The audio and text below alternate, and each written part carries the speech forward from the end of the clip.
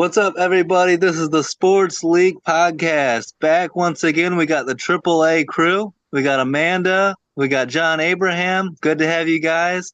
And this is our draft recap. A hell of a draft last weekend in Green Bay. John, you were there.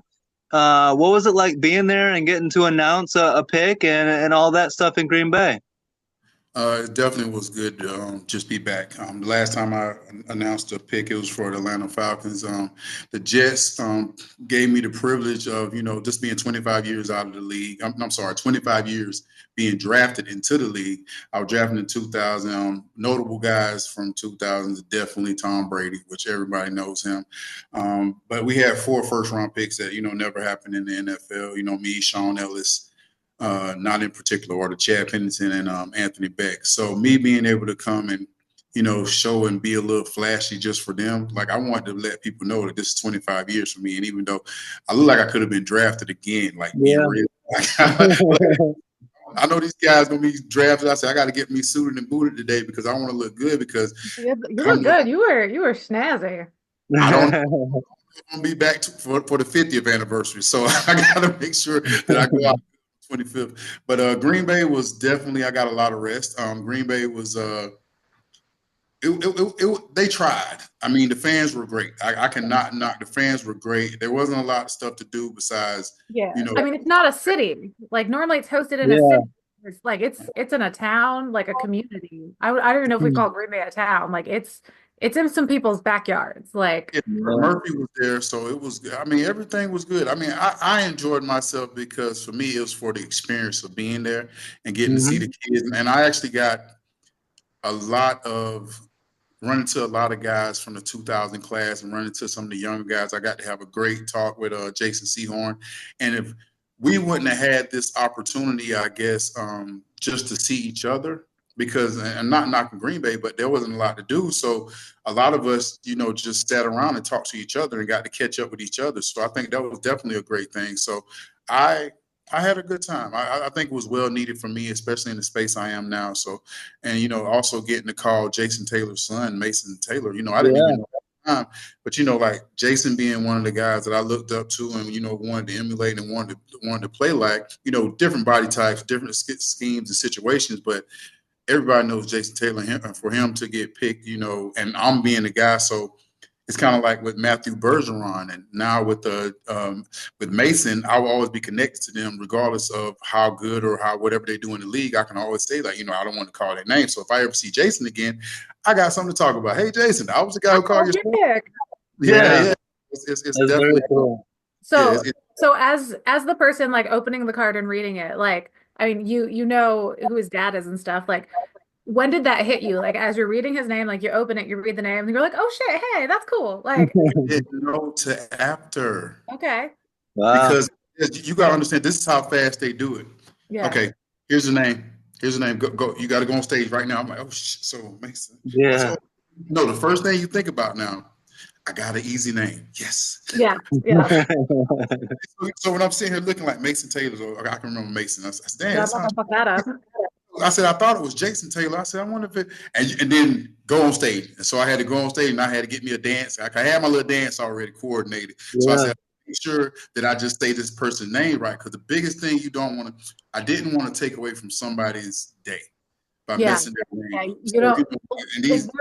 There was an edge rusher from UCLA who was drafted, I think, by the Titans. And I was like, I would not want to be the person trying to say that name. Because like, even if you've practiced like and read through all the names before, like you get up there, the lights are on your face, you're at the podium. I was like, I would not want to be the person to mispronounce a name on draft day. Like, ugh, that would just feel so bad. That's that person's entitled role to become in the NFL, and you don't want to mess it up for them. Like, hey, they said my name wrong, and then a bit of your importance gets taken away because you want to be known for that for the rest of your life. People hear your name because, like, I got booed when I got drafted, so it was something I remember for my whole career, regardless of how good my career was. I always would remember that I got booed, and I'm like, damn, I got booed. But I ended up having a good career for the Jets. But like, I definitely didn't want to take away from, but I also wanted to make it memorable for myself also. Yeah, it's very cool. And I thought Green Bay did a great job. with the draft as a whole. And John, you did a great job. It had to be a fun experience. Let's get into this. So, we'll talk about the Titans had the number one pick. They take Cam Ward. That wasn't a surprise there, but what I like about what the Titans did is they added weapons around him. It's not just going to be Cam Ward with nobody. They draft Shamir DK from Florida, the wide receiver, tight end Gunnar Helm, wide receiver Alec Iomanner. And then they get Xavier Restrepo, who was Cam Ward's college teammate, undrafted. So I think that the Titans did a pretty good job not only getting Cam Ward, but getting some weapons around him to grow with as well. Amanda, do you like what Tennessee did? Yeah, they're in my top 10 favorite drafts. I'm kind of bummed for Cam Ward because there was so much press about these other players who played together in college and had their jerseys retired. Cam Ward absolutely deserved to be the number one pick, and I just feel like this year there was so much less press about the number one pick. Like Yeah. everybody knew who it was going to be. There wasn't any controversy about who was going to be taken overall, but no one was talking about him. Like I kind of feel bad for like his family because they didn't get the big number one draft pick moments leading up to the draft that players normally get when it's an obvious like number one pick. Like everyone Yeah. was so focused on Shador and Travis and the bigger, flashier players. So I hope he kind of internalizes that and just shows them all up because he's an amazing guy. Like very like nose to the grindstone. And I think Tennessee is going to look so much better in a couple of years from now with these draft picks. I think they did a great job. Yeah, I agree with that. And John, Cam didn't get much of, talk about him or much to like celebrate. Right after that, they announced the Jags had traded up to 2, and that got all the hype. Yeah, I don't know. I'm not sold on Cam yet. I'm not sold on anybody in this draft yet. Like I think their whole draft class is just mix and match. Whether it's first to seventh round, I feel like you take the seventh round and put it in the first round. I'm seeing like Cam Scatterbo, he dropped down. So and they Yeah, was talking about Scatterbo him was being in the low. top. They was talking Yeah. about him in the top 10 and all that stuff. And I think he's going to end up being a good player. So even with Cam, and I'm not trying to take anything away from this kid because he did everything right. He did everything right. He went to small school, transferred, went here, played well, did his thing. But there's nothing. This draft to me was very simple. I think the biggest thing is the biggest thing that kind of interrupted the draft was that trade that Jacksonville made to get Travis. When they made that trade, I knew the whole draft was gonna get messed up because I was Yeah, me too. It was a messy draft. when I Yeah. saw it, I was like, okay, the draft is messed up because I think it went from people's need. Well, I'm sorry, it went from what people wanted to what people needed. So they wanted to be like people just start playing it safe. Like even with the Falcons going back into the first round, which Amanda hates, but they going back into the first round and taking a defensive end because I even said it. So they called and asked me about it, and I was just like, they just tired. They tired of hearing about John Abraham and not having pass rushes. I'm like, they were second to last in the league in sacks, and you gotta understand from a 10-year to 11-year bias, not only having one double-digit sack guy, and the whole draft and those years are ridiculous. So for me, the draft was really weird because just watching and I was trying to figure out like, okay, Travis is really the only one that made sense to me. To me personally, because it made sense because he's a two-way, but hopefully we don't know if he's going to do two-way because they're saying that he's going to primary receiver and may play a little defense. So for me, the whole draft was awkward as hell. And we can talk about the Shador thing later, but the whole draft for me was just awkward. It was uncomfortable the whole time that I was in there because everybody was like, "Oh, you got the Jets picking the second round. They might get Shador." I'm like, okay. Then the third round, they might get Shador. Okay. So It was It went on ridiculous. for so long. There was so much Yeah. Shador, like, oh, someone traded up. it was awkward. This draft, I'll say this: I started covering the draft in 2017, and I've gotten more into it every year. This year, by far, was the most unpredictable. I couldn't get a grip on it. Who was going where? So, but it was a lot of fun. And when the Jags traded up, that was crazy. And Amanda, the Jags get Travis Hunter. You team him up with Brian Thomas Jr. Now you give Trevor Lawrence 2 elite weapons at receiver. I love this for Jacksonville. I think this is a great move, and I don't know if I like it as much for Cleveland. Why you got your choice of Travis Hunter or Abdul Carter, the top 2 players in this draft, and you trade out and don't take either of them?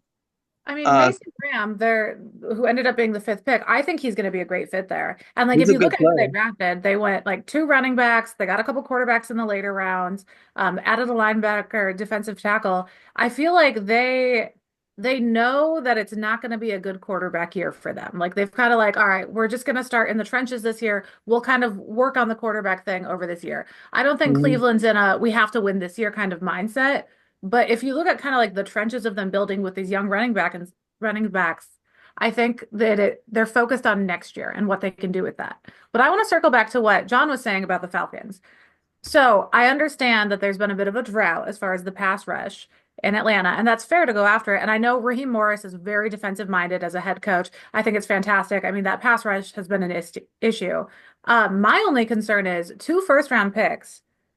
If you can climb back into the first round by trading away a second round and a veteran player, I would have tried to do that instead of giving away next year's first round because you don't know who's going to be in the first round next year that could fill a gaping hole this year.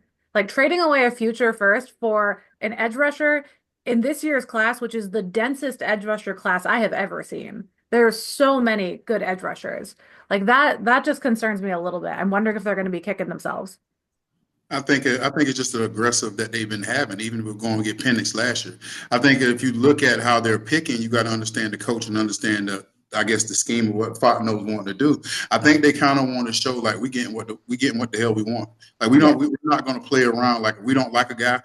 Okay, Cousins, you were our guy. Okay, we like you, but boom, we're gonna get Penix. And Yeah. last year was everybody was like, why the hell would you give Cousins this? And bam, that happened. So I think they're playing for the now.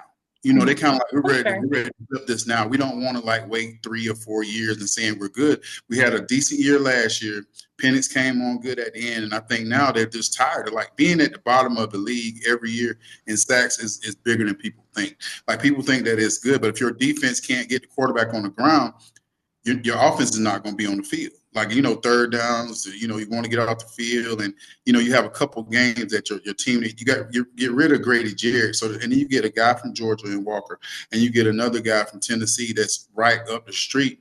And both these guys were first round grade thing. If you take Pierce, if you just take kind of what the attitude and what they feel about him. He probably been a top 10 pick because of his speed and everything like that. So I think it was a great move just because if you lived in Atlanta, you will understand. And I am John Abraham, so I understand when every time people are saying like, "Hey, we ain't had somebody since you. We ain't had somebody since you," and you gotta understand they hear it too because like even in the draft.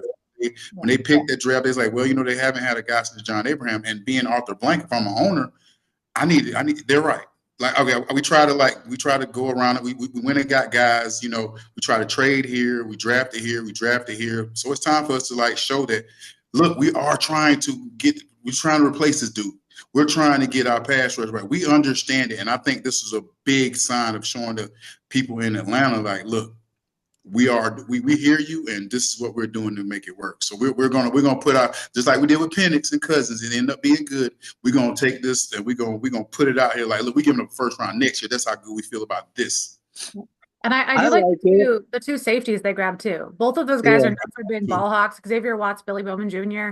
Watts, he's scary. Yeah. He's scary. I think that's their defense is gonna be so much better. And I mean, I can't argue with that. It's just, a first round pick is so big. That just makes me nervous. It is expensive, but Atlanta, I think their mentality is you can't say that we're not trying to fix it, right? They signed Leonard Floyd in free agency, and then they drafted 2 first-round defensive ends. They're definitely putting an emphasis on that and safety. And so we'll see if that works for them long term. But I like, what they're doing. Let's talk about the New York Giants. And I like, they take Abdul Carter, which everyone expected, but then they trade back into the first round to get quarterback Jackson Dart. And so, Amanda, you've got in that Giant quarterback room, you've got Russell Wilson, Jameis Winston, Tommy DeVito, and now Jackson Dart. How do we see this getting figured out? I think they're probably going to have to get rid of one of these, probably Tommy DeVito. Yeah, and I then think it's DeVito's like, going to be out. yeah, I could see Jameis Winston getting a traded. solid backup quarterback deal somewhere else. So I think maybe exactly. he might be on the board for a trade. Yeah. I don't think anyone's going to put money forth for DeVito or for Russ. I don't think they're going to be good bargaining chips. I just want a camera in that quarterback room because Mhm. those personalities are going to be interesting. I, And yeah, I don't know. and I didn't understand. Jackson Dart is sitting there. There Mhm. wasn't a need to trade back in the first round, John. He Like would have none of still those been there. teams were gonna take Jackson Dart. So you could have stayed where you were. The only thought when they traded back in the first round, I was like, this is for Shedeur Sanders because they're worried about someone coming up to get him. When they took Jackson Dart, I'm like, what are you guys doing? You know, and I don't see Dart as a first round quarterback either. I feel like I told you, friend. I'm gonna keep saying the same thing. This was the weirdest draft. Like I said, after Yeah. Travis got picked, I think everybody thought that he was gonna go to one of the New York teams, either the Jets or either the Giants. Especially when once I seen him move up and it was made known that he didn't really want to play in Cleveland, where everybody thought he didn't. But then you got to talk about like he didn't really do the Giants. Like he didn't think he was gonna be there that long. So it's a lot of stuff that didn't balance out. Even with the phone call from the guy. It's just like a lot of stuff in this draft. This was a soap operas type draft coming from the Giants, and the Giants don't really have, like you said, with all those. I don't see a quarterback in that room that you can say 5, 10 years from now that we're still going to be seeing. It's just kind Yeah. of like throwing a whole bunch of guys in a little bucket and seeing which one can climb out first. It doesn't. Yeah. It wasn't rational at all. And the craziest thing, if Dart end up being the guy next year or 3 years from now, we'll all be like, wow. So, and I mean, he got two good quarterbacks. Well, two quarterbacks that know the game of football. So maybe he might work it out. We never know. It's a first round thing, so obviously getting paid well, and he's going to be there at least for 2 or 3 years. Maybe Russ and maybe old boy can, Jameis can get in his ear and make him feel comfortable or something. But as we thinking now, it is just weird. And like I said, you don't see any really draft pick from this draft that you can say that was a good pick. Like that guy Mhm. makes, like you just Green start. Bay, hold up. Green Bay taking a wide receiver in the first round for the first time. The wide receiver we drafted in the first round at number 23 wasn't even born the last time we took a wide receiver in the first round. Like, uh, he was who I would have lined up for the Packers to take. But in all of our draft previews, I said, I don't trust the Packers to do a goddamn thing that I want them to do in the draft because I have yelled at my phone so many times, yelled at the TV during the draft because they do some shit I mean, I was mad about the Jordan Love pick. That's the only one I've been like, what the hell? And been wrong about. But I mean, I like that pick. I'm not going to argue with that one. They took who we needed, and he was the best available at the time. So Who some was it? drafted very well. Who Well, was it that took it? I like Abdul Carter. I did like Abdul Carter to the Giants. That's a good Yeah, pick. And man, that defensive line, you add Abdul Carter to Dexter Lawrence, Kayvon Thibodeau, Brian Burns, that's loaded. So, that was a uh, big pick. That they, was a very big pick. yeah, they might not have the quarterback position figured out, but they've got the defense. They got a D line. They're going to get after it. Best with the And, Browns draft too. Like the talent and the Browns added. yeah, and that real quick, the Giants drafted Darius Alexander in the third round too. Like, oh my goodness. But real quick, let's do Patriots real quick, then we'll get to the Browns. I love what the Patriots did for Drake May. They get Will Campbell. He'll be your starting left tackle. You've got Morgan Moses at right tackle. You get Travion Henderson in the second round. So now you got two running backs. You get a wide receiver in the third round. Um, I just think with Mike Vrabel and Josh McDaniels as the coaches for this team and Drake May taking another step forward and more weapons around him, I think the Patriots are going to be a much improved team this upcoming season. Yeah, you can tell that they trust their quarterback and they think he's going to grow. I mean, four offensive players in the top 100 draft picks, and Yeah. they're all like ready to start players. They're not like, oh, this is a guy who needs to develop. Kyle Williams, the wide receiver from Washington State, he is ready to go immediately. He's a week one Yeah. starter. I think he's going to be fantastic. I think like immediate impact kind of player. And then, I mean, even in the later round, like they had so many draft picks, and I think they probably had the best draft as far as collecting talent and addressing needs. If I had to pick Mhm. a team who has best did that this year, I'd have to say it was probably the Pats. Yeah, I agree. Abe, what did you think of the Browns? There's a lot to talk about with Cleveland. They trade out, they take Mason Graham. They get a running back, they get a tight end, They get 2 running backs. They get 2 quarterbacks. I don't understand. I get them taking a quarterback, and I would have taken Shador in the 3rd round. Dylan But they take Gabriel. Dylan Gabriel, which makes no sense. That was a And fifth then round pick. and then they take Shador in the 5th round. And the interesting thing about Shador, John, is when they showed the draft room, when they took Shador, it was like golf clapping. They weren't really excited. And I've heard people suggest what they believe is that the GM and head coach, the draft room, wanted Dylan Gabriel. And Shador, because he fell the 5th round, Shador was an owner pick. And so they didn't know what to think of it.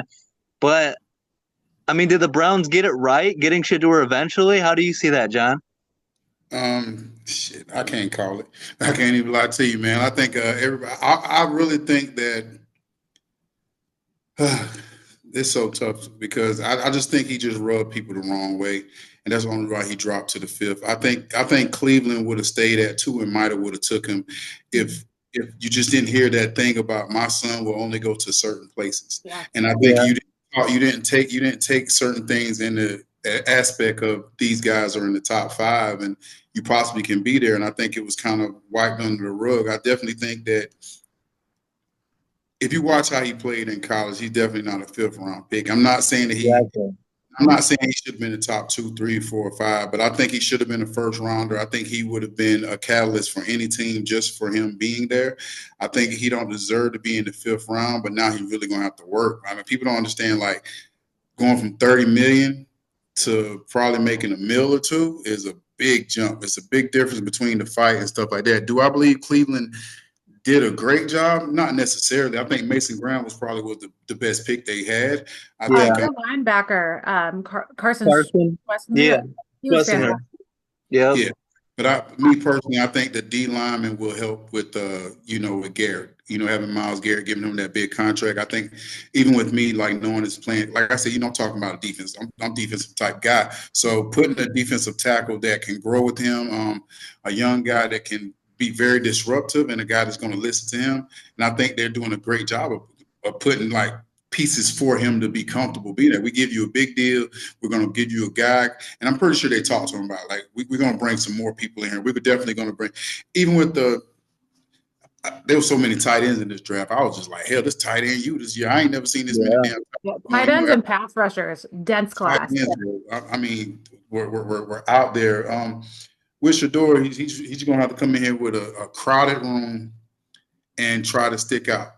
And I think this is going to be one of the things that he's really we're going to see if he's mature as a man or not, because it's no more dad saying that you're going to be, because think about your whole career, you knew you were going to start. So now you don't have anything saying that you're going to start. You don't have anything saying that you might not even be a backup. You don't have anything saying that you're going to be on the team. So let's see what kind of aspects let's see how you can live your life as a man, as yourself. Let's see how you can deal with any kind of thing. Like I think he might end up, if he don't stay here, you're going to end up in Vegas some kind of way. It's just like, just talking and being in that thing. I think it was just what was said before and how he handled meetings. And I think it ended up being like worse than they really wanted to be. Yeah. It just kind of tumbled because people had their boards, because people don't understand that people have their boards already compiled. So if people were thinking he was going to be gone by 21, he wasn't on the board. Therefore the board is already situated, so he don't fit in that situation. So people don't understand that. People are saying, "Oh, they blackballed him." I say, "No, y'all got to understand. These people already had their 2nd-round picks thought about. They had their 3rd-round picks thought out. They didn't want to go back and get a quarterback at that time if they didn't need him.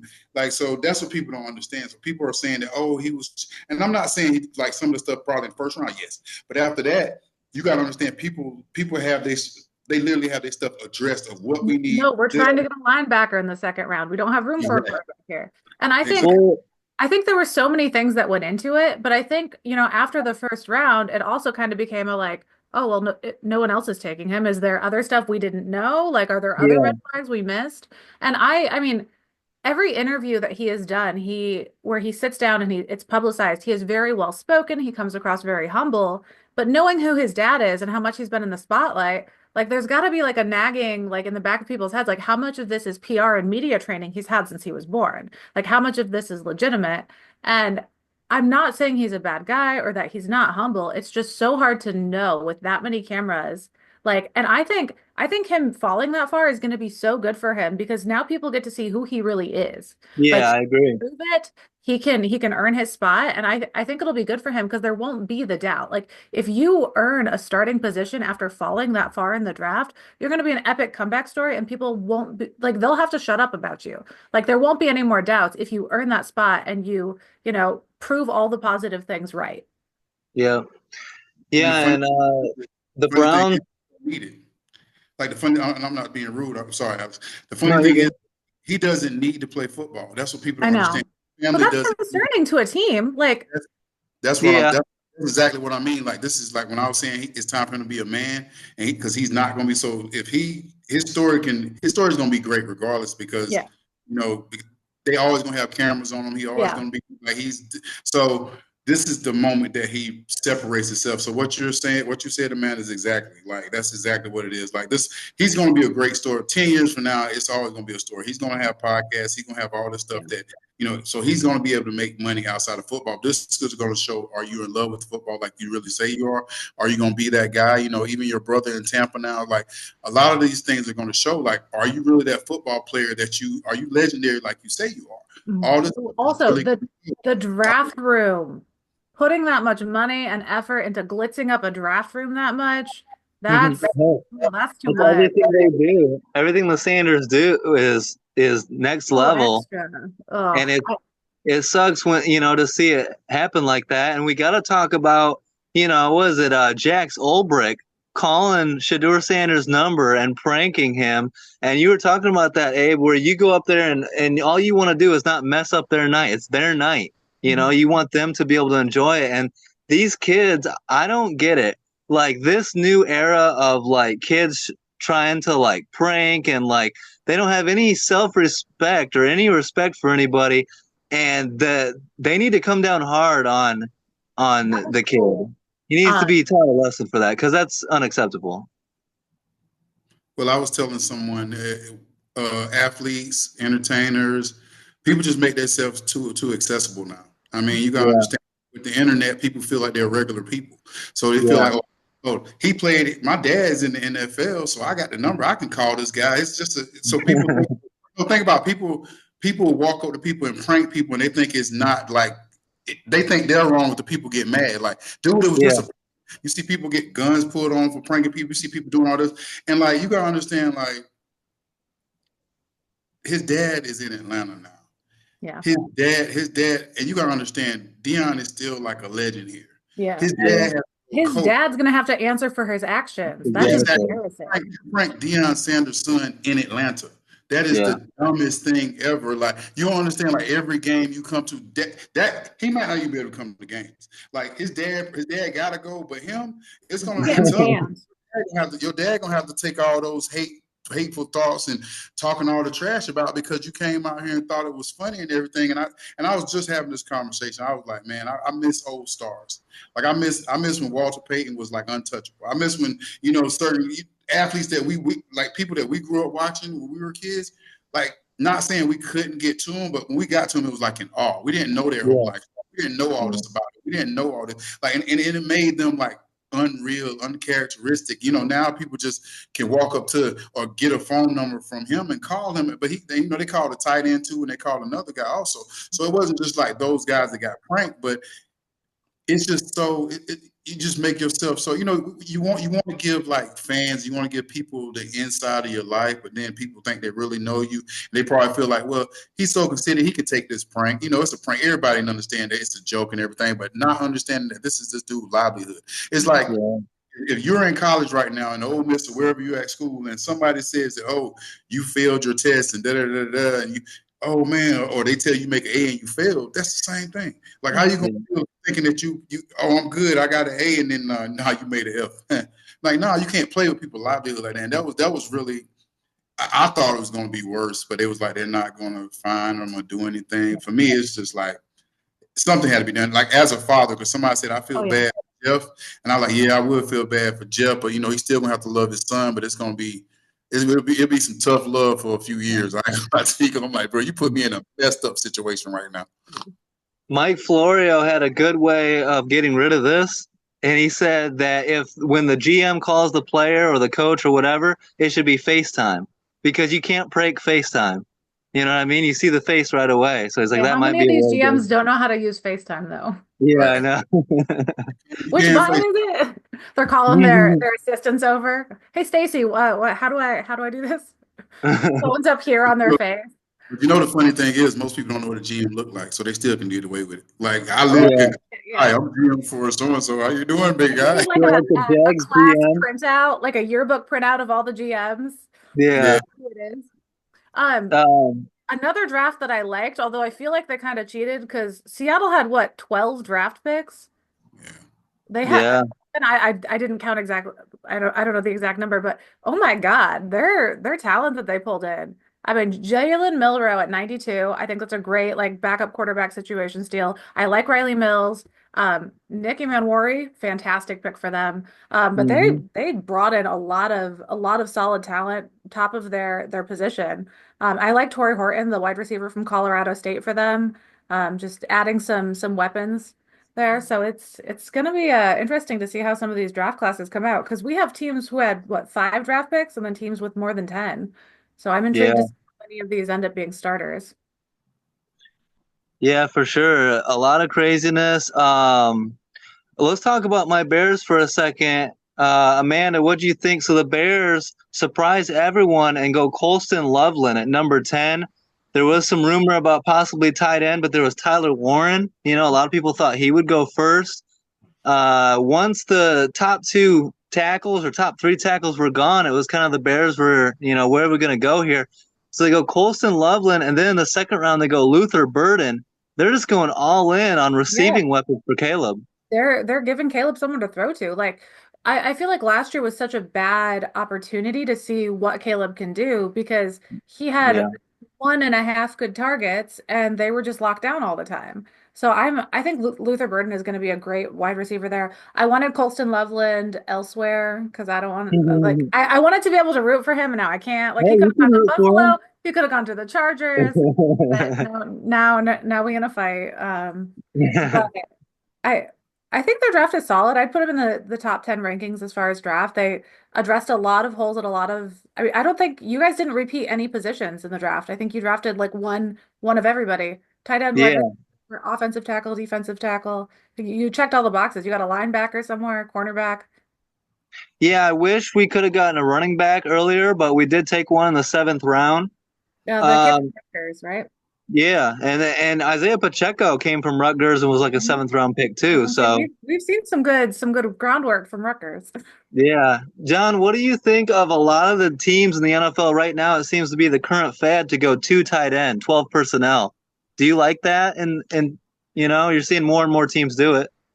Hell no, I don't like it. I hate tight ends. They ain't even tight ends no more. They're receivers. Stop playing, man. They're tight ends anymore. Dude, I got in an argument with somebody the other day because I called Jordy Nelson a tight end, and they're like, he was a receiver, and I was like, look at what wide receivers and what tight ends do, and look how we used him. He was a fucking tight end. Yeah, he was a wide receiver. Stop playing. He was a tight end. He did not do wide receiver routes. We used him as a tight end. Yeah, new tight ends. Jimmy Graham. Jimmy Graham was a tight end, but was really a wide receiver. Yeah, right. I was just. Right. Back in the day. What is DK Metcalf? A linebacker who catches the ball? What the? Yeah, defensive end that can catch. Yeah. Yeah. Abe, what do you think of the Cowboys? Everyone expected Dallas to go wide receiver, and they didn't get a single wide receiver in the draft. What are the Cowboys doing? Fucking it up like always. I think it's smart. I think it's a smart thing to get a 3rd Tyler. They got 3 Tylers. They got a Tyler last year, the year before. So they got another Tyler on their offensive line. So I think Tyler Booker is going to be a good guy from Alabama. Okay, but when Jerry Jones is 150 years old and can't remember any other names, you just got to draft everybody with the same name. But I think somebody made a joke online. He's just collecting the infinity Tylers now. He just wants the whole 5 set of Tylers. Well, why not go Tyler Warren then? What are you doing? You didn't even take the best Tyler. Hey, why not? But I think it was a good draft for them. I think they also want to get the guys there paid. So I think it's kind of like, we still got Parsons here. So they got an edge in Donovan. But, I think their main thing is that sometimes you draft, not saying stupidly, but you draft like in a safe place because I know I got to pay this guy. If I get another guy that's going to take his place, then I'm going to be kind of stuff. Do I want to keep this guy or trade this guy? And I think they want to keep him. So I think they kind of like, okay, we're gonna give him a bank load of money, but so we don't want to like just get a guy that can take his place or make it look bad. We don't want to make a competition. Yeah, I think it was a good draft. I think it was a good draft for them. I think a guard is definitely needed because we just want to see the quarterback play well. Like, and I'm not a big Dallas Cowboy fan. My stepdad is a diehard Dallas Cowboy. He'll say about this thing so much. I don't give a damn about the Cowboys. Never did. I used to like him. That was about it. He walked around with an Abraham jersey with 55 on it and it's Cowboys. So, it is what it is. But my thing is that I don't really give a shit about them. I ain't gonna lie to you. I haven't, like, since I've been in the league, I haven't seen a good Dallas Cowboys team. And since 2000, when I got in the league, I haven't seen a team that how they're talking about so great. I mean, yeah, they had Romo, they had good teams. They have teams that are definitely mediocre. Yeah, they have players. They have players that are being on the Cowboys team. You're going to get so much, attention that people are going to think that you're just like great player and everything. But then you put the numbers up, you're like, yeah, you're just an NFL player on a good team. Well, a good name team. Like that. Yeah, as a Packers fan, we've been calling there's like that's Lambeau Field South. Like we have won there so many times over the past recent years. Like, and I feel bad because I don't think Dak is as bad. Like some people talk so much shit on Dak. Like they haven't done anything with the talent that they've had. Like Zeke had 2 amazing years and they did what with it? Like he's a numbers guy, but he's a numbers guy. You've seen quarterbacks and put up great numbers, but they just can't win. He's a numbers guy, and until he gets in the playoffs and win games, you can't say he's a great. Like it's numbers. Like he knows how to keep the ball. It's just numbers. Like, if you watch the games, you'll get so bored so quick because you'll see a good play here and there. You'll see certain things, but then when the playoffs come, it's not. You're not getting anything else. You're not getting those wins. You're not getting those touchdowns in the playoffs. So but for numbers wise, you'll be like, oh my God, his numbers are amazing. Yeah, personally, he's awesome. Yeah. I thought it was a little weird they waited till the 5th round to get a running back because they have no ground game at all. Yeah, they're going into the regular season with Javonte Williams and the rookie Jaden Blue at running back, and they didn't get a receiver. I did see that they called the Steelers about George Pickens, but Pittsburgh said not interested. So it sounds like the Steelers are going to keep him. But why not draft Matthew Golden? He's from Texas. He's available right there. I thought they were going to. I was already mad about them taking him. Like I was pissed off about it before it happened, and then it didn't happen. And I was like, hold up. I was in all my mocks. I was either going Tedero McMillan or Matthew Golden. I was getting them a receiver, and if no receivers you want, then get a running back. But they did, they made their decisions. They got some good players, but will it be enough? Can they get back to the playoffs? Another team I want to talk about, the Steelers. We talked about George Pickens. And they're not going to trade him. They took Derek Harmon. They took running back Caleb Johnson, which is a good pick. Jack Sawyer, he can learn behind T.J. Watt. And they took Will Howard in the 6th round, which I don't know what that accomplishes. As of right now, you've got Mason Rudolph, Will Howard, and Skylar Thompson. Amanda, the Steelers better hope Aaron Rodgers signs there. Otherwise, they are screwed.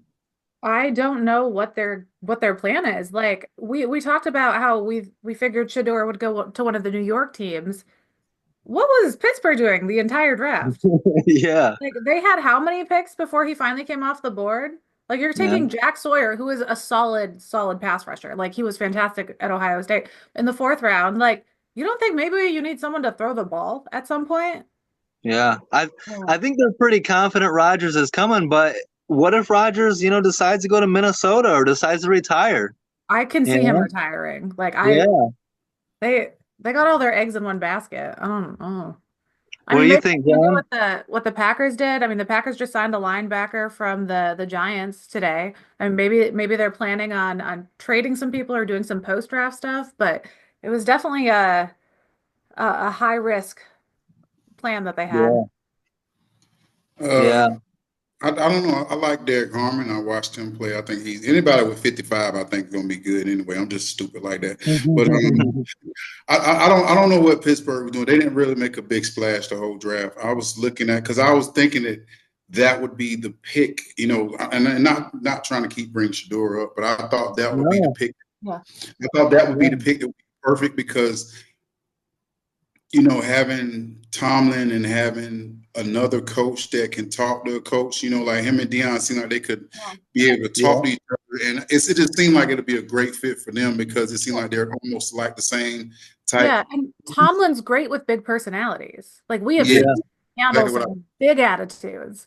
that's what I thought too. Think about Antonio Brown. Think about Pickens that they have there now. So he definitely, and it just seemed like a good fit. And if you would have threw him in there with those two receivers that you already have, yeah, only thing he needs to do is get the ball out of his hand. He don't really yeah, have to do that much. So it was definitely something I think a lot of us was thinking would have been a perfect fit. You know, what it was 21? Yeah, so we were really thinking like 21, the fit for it. And I saw Derek Harmon, it kind of, I think everybody was deflated. I think at first when the draft started, the first 10, we were kind of like, that's what you get for being like that, Shador. Then we got like the 21, we was like, oh no, that's fucked up. You know, yeah. no, And then the Giants trade up and take yeah, Jackson Dart, and That it's was like, yeah, what are you doing? yeah, but like the top 10, it was kind of like, see, that's what you get. We gave you a little pat on the hand. Now you Yeah, understand what you did wrong. Now we're gonna let you get back into play. Now you can come play. And then when 21 got there, we said, okay, now y'all bullshit. Like now y'all just like that's not right. Like we saw Pittsburgh. I think everybody thought Pittsburgh was like the bottom feed. You know, this yeah. is like I this said is Shador time. That's what I said to yeah, Evan. yeah. yeah, But after that, everybody kind of like when that's when we just start. That's when everybody just start pinning in like, okay, this is unfair. Like this is just not yeah, right. Now yeah, we're just being mean. Yeah, yeah. you saw like there was no other team in the first round that could get them. They're like, okay, there's no more teams in the first round. And then we thought about the second round, and the second round was kind of like, well, and like I told you, people already have their draft things. Hmm. So if they Somebody thought else that he who was, fell. I thought yeah, Will Johnson from Michigan, I thought he was going to be like 20. Yeah. Him falling to 47, I was like, what the? Like, maybe I missed something, but I mean, I know there were injury concerns, but I thought he was for sure going to be a first rounder. Yeah. Yeah, that was my mindset too. Me and Amanda were talking or whatever, and it was like, he's going to the Steelers. And when he doesn't go there, I can understand drafting Derek Harmon, but then get him in the second round, get him in the third round, and the Giants trade up and they don't take him. And then I said, if the Browns don't take him at 33, I'm going to be mad. And for him not to go at all, even until Saturday, it was like, I don't get it. It was too much. It was Yeah, wild. the Cardinals had a good draft. Will Johnson fell for them. Walter They got Nolan was a great first overall pick. yeah, yeah, and they got Jordan Birch, Cody Simon, Denzel Burke. They went all defense and got a lot of good talent. Stacked. Hayden Connor at guard I mean, he's a steal in the sixth round. I Yeah, just like that they went like Big Ten. We got Michigan to Ohio State, throw some Oregon, some Ole Miss, some Texas in there. Like they went all big name schools. They're like, oh no, we've seen these guys publicized. We know what they can do. and then what's with the Bucks? Everyone thought they were gonna go, linebacker Jahad Campbell or something like that. They go wide receiver Emeka Ibuka. A lot of people had him falling. But John, the Bucks just keep loading up at receiver for Baker Mayfield. You got Godwin, Evans, Jalen McMillan. Now you got Ibuka as well. That's a lot of receiving talent. yeah. You know, I think honestly, and this is gonna sound so stupid. I think Shotgun end up being the best signing they do. I think the Sanders kid is going to end up being the best thing that Tampa does. I think he's going to go out there and play hard. I'm not saying he's going to be a star, but I can see him making the team, and I can see him being on that squad. I just feel like he's kind of like the one we don't ever talk about. So I think he should have like the biggest thing, and I think Tampa is going to be a good place. Knowing the head coach pretty well, knowing Todd Bowles, and I think Todd Bowles sees himself in him. So I think Mm-hmm. Todd when he got it, he was like, "All right, I know how to, but I see him. I know that he can work hard. I know that he can do this. He ain't got the greatest ball skills sometimes, but I think that he feel like he can make him a better player. And that's what Tampa needs receiver. We know that. Everybody loves Mike Evans, but he's getting what they say. They say kind of old in the tooth, whatever they call that, John. So Yeah. And Chris Godwin and him are both supposed to come back, but well, they've seemed ageless so far. Like they're still playing like the young players. At some point, it's gonna start declining. Right. Man, we haven't seen Mike Evans drop off at all. He's still doing it. Now Godwin's coming off a couple major injuries, so that could be. Well, I think it's so funny that Tampa was like, all right, we have 3 positions we need to fill. We need a corner, we need wide receivers, and we need rushers. They got 2 of each. They're like, these are the only 3 players. Nope, we got our 3 positions. We're just going to take 2 of each. And that was their whole draft. We thought Denver was going to go running back. They did get RJ Harvey in the second round, but how about Jahdae Barron, Amanda? They've got the defensive player of the year, Patrick Surtain. Now you got Jahdae Barron at nickel. That's pretty nasty. I like Denver's draft. I think they did pretty good. I thought they were going to take a running back. Mm-hmm. So I was a little, yeah, it was Well, interesting. RJ Harvey's good, but he's not a Marion Hampton or. Yeah, and I do think that you can tell what they're focusing on this year. Like they're like, Yeah. we kind of lucked into the Bo Nix thing that paid off real well. Like we defensive player of the year, let's just double down on that. Another team that we haven't really talked about much, we've mentioned them, the Raiders. Their draft turned out pretty interesting. I mean, they had a ton of draft picks. They got the quarterback wide receiver combo, Tommy Mellott from Montana State. I'm intrigued to see what position they have him rolling out at because they grabbed another quarterback after him. But I mean, Ashton Genty, that's one of my favorite picks. I think he's going to be amazing no matter where he ended up. I think he's a great fit there. They got How about Jack Besh, the wide receiver? Great wide receiver. He's going to be fantastic. He's fast. He's a great route runner. I think he's going to be great too. So, but they have a couple players who play multiple positions in college. So I'm gonna keep an eye on where they place them as we roll into the season. Yeah, with Chip Kelly as offensive coordinator, a lot of versatility with that team. They got some excellent. That coaching combination is fantastic there. Yeah. Chargers got a Marion Hampton. That's really cool. Now you got him and Najee Harris. The Chargers are gonna be running the rock in 2025. That's going to be tough to stop. They also got Raheem Sanders undrafted. The Vikings have really fixed the interior of their offensive line. They signed a guard and a center from Indy. Then they drafted Donovan Jackson, another guard.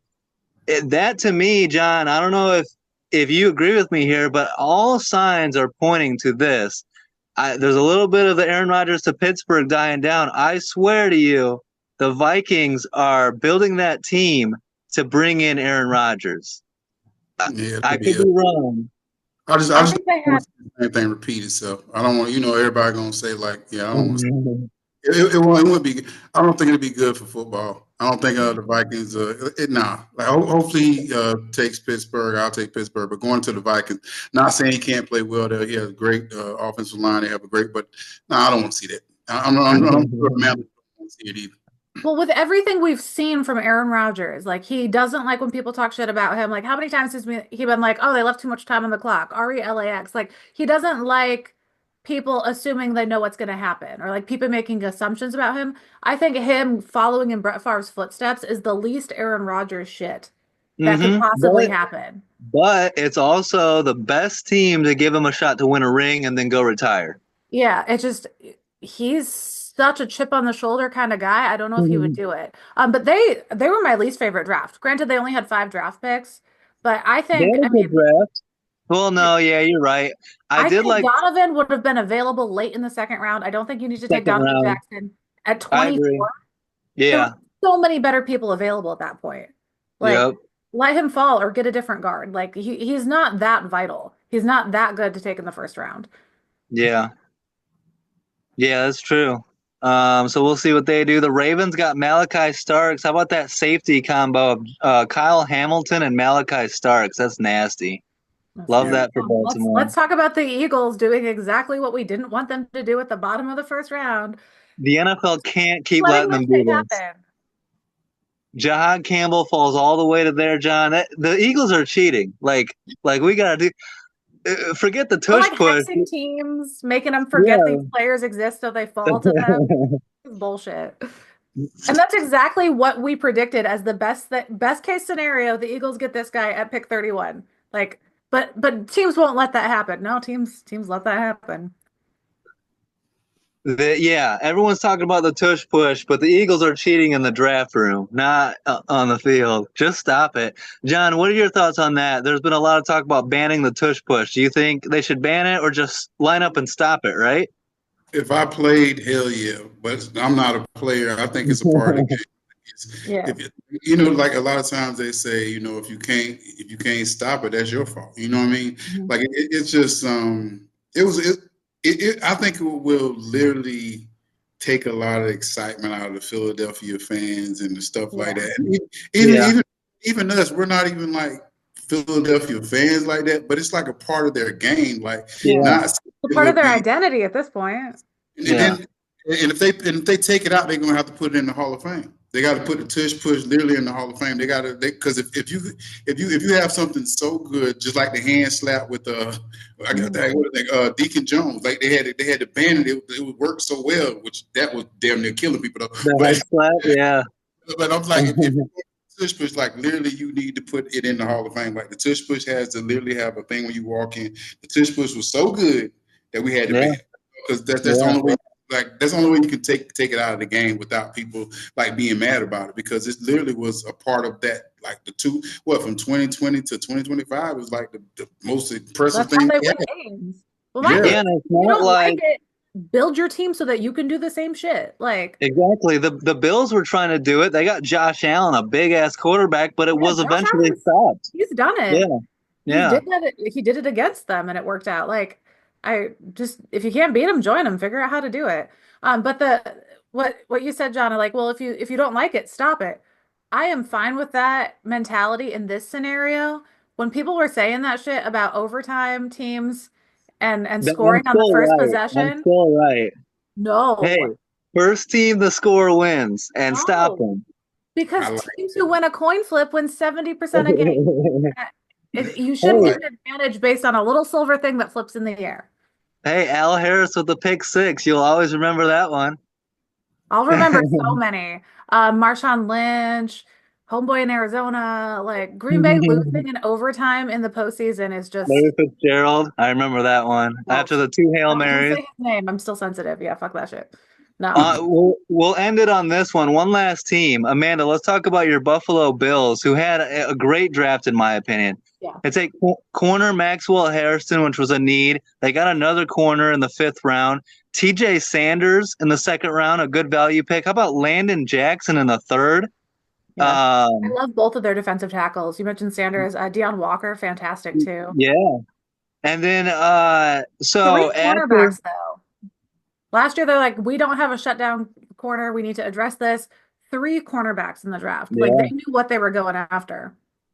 So after the draft, the GM for the Bills, Brandon Beane, went on a local radio station for an interview, and he was not happy about criticism that he heard while he was waiting to come on the show about not drafting a wide receiver. And he's like, "Look, we scored 30 plus for like 8 straight games last year. Our offense wasn't the issue." Amanda, you follow the Bills pretty closely. Did you want them to take a receiver? They did add Josh Palmer in free agency, but it feels like they could use one more, right? So my thing was when people were let go, like they cleared that team out 2 years ago. I had Yeah. so many concerns coming into this past season about their offense not being set up to make a run. Obviously, I can shut the fuck up because so you know what? What they did has been working. Their offense was solid. I, who am I to critique them? Like Yeah.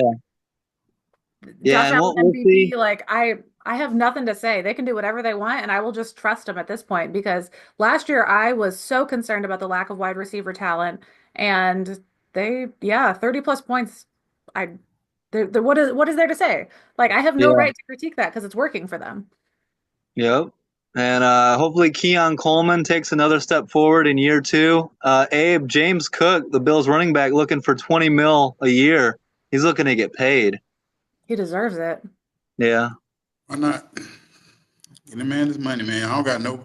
You ain't gonna never tell me not to pay nobody, man. I don't give a damn who it is. It could be the worst person on the team. If that's what you want to give them, I tell everybody, do not knock what somebody else get in their pocket because it's gonna come right back on your ass. You sitting there hating on somebody else. Nobody likes to hear people hating on people getting paid. Oh my God, he don't deserve that. All right, wait till your ass get a chance to get a check and somebody say that shit. It hurts. Yeah, see how you like it. It does not. But man, a great draft. We've had a lot of free agency. We're only got a couple moves really left, and these rosters are starting to take shape. I'm ready for training camp now. Can we fast forward and get this thing started? I want football to start. Yeah. I'm ready.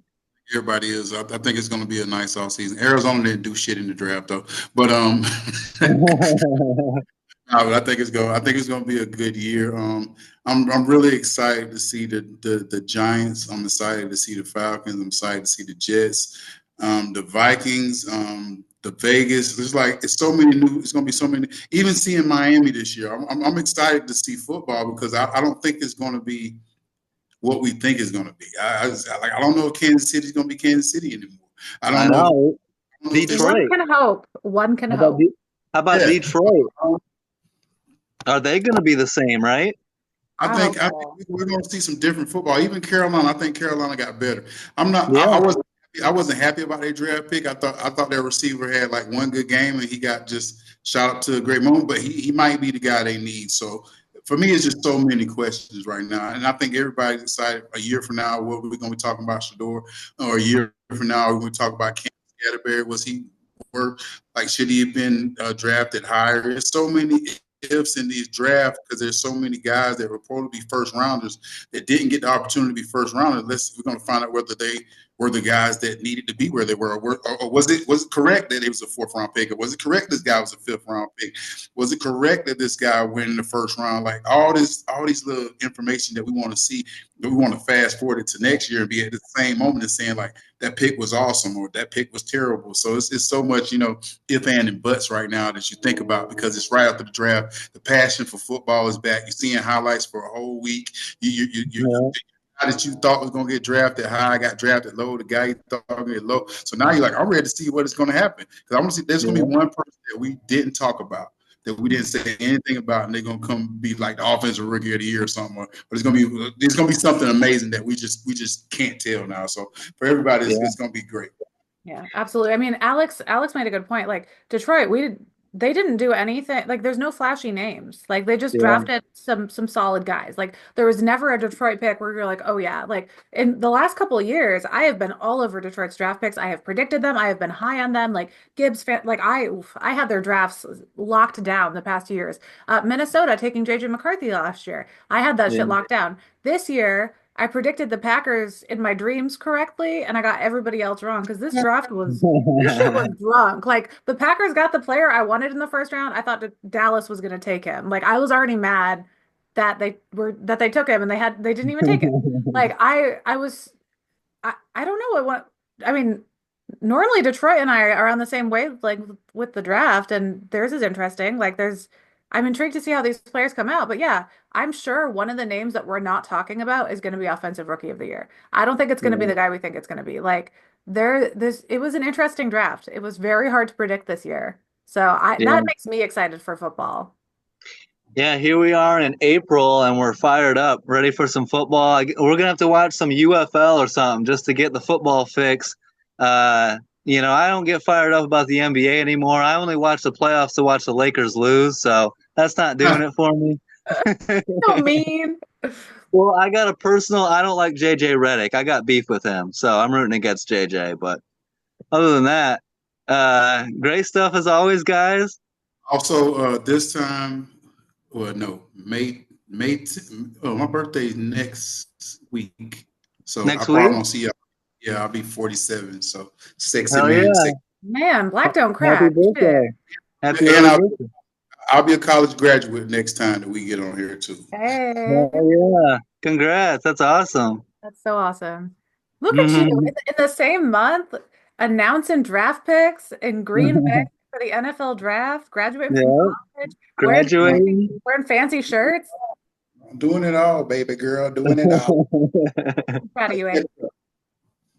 Well, hell yeah. Good shit as always, guys. On that note, we'll get out of here, but a great draft recap episode. Always great to have AAA together. And we hope you guys enjoyed it. Don't forget to like, subscribe, leave a comment. Let us know what you think. And have a great week, guys. Peace out.